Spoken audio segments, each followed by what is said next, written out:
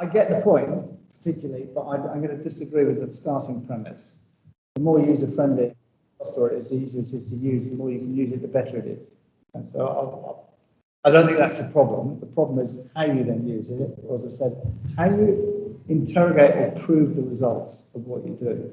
And the way I've always done it, as I say, is to build multiple models, often using different pieces of software, and making sure that they, all point in the same direction. And making models from scratch. All teams I work with at the end of scheme design have to throw all the models away.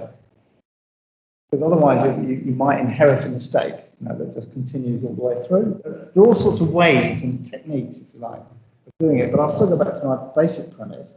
I think you can learn to spot bad results by doing more of it, not by doing less of it.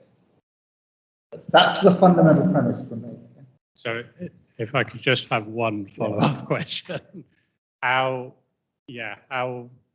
might we try and teach students to do that? Yeah. I was discussing this with our head of our structural skills network just the other day, who's a little bit more sceptical than me. But what would the right learning and development path be? Us all over 3 generations, let's say now, talking about how to do this together and how do we teach people to interrogate, check, cross-check, and make sure that they feel it's right. I was going to jump in. What on response to your first question, I have a worry, particularly if we almost say like generational technology, computation, like whether it's scripting, visual programming, has a huge learning curve, and naturally then the people that are using it have kind of slowly got into that subject and have probably made a few mistakes along the way in non-destructive ways.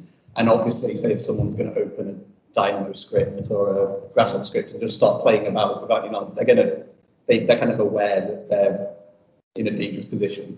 Whereas the user-friendliness of the AI, a lot of the things that are coming out, that is giving people that almost have no literacy on the topic a huge amount of output, and there is I think there is definitely a problem there about trying to, it's just going to get bigger and bigger, and even like to jump onto AI quickly, there's even just basic stuff, image generation, AI, and just basic things that like knowing the biases that are within the data that has trained those models. So, for example, if you ask an AI for a picture of a beautiful man, you'll get a young white guy with like a swish hair, and there'll just be lots of different and because of the data that's been fed, that is what is a cool man. And it's the same for everything, all the biases, all the it's all that's in that data, but people are using it without any understanding of even, and then obviously when you go into design, when you go into there's so much that they think they've got ownership over, but actually it's based on so many biases in the way it's been put together, the way it's been structured, and that's, I think, as the tools get more and more effective and can do more, then that's where there'll be. I don't know how you kind of design for that, or how it kind of in the tools, other than in your companies, you need to be really aware of who is using what in what way. I do have a huge amount of sympathy for the question coming from the academic background, because there's so many hours you have in a program, and there's so many things you can possibly cover. Now, we've been doing things for maybe many years, and maybe it is time to rethink the way we do things.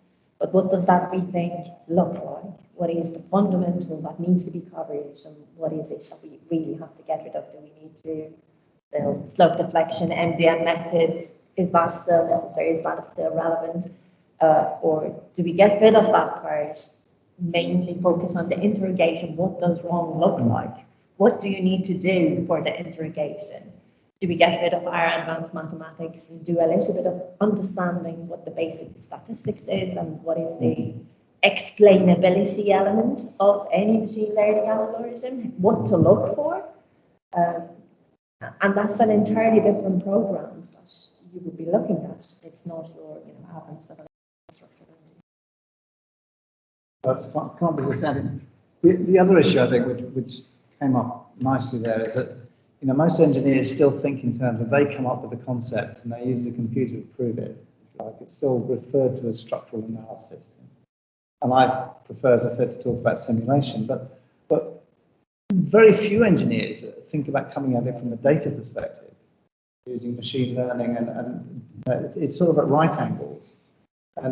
But we need to know about all these different methods and become practitioners and experts in when to use which and so on. So it is, again, for me, it's not about limiting the tools, it's about teaching people how to use them.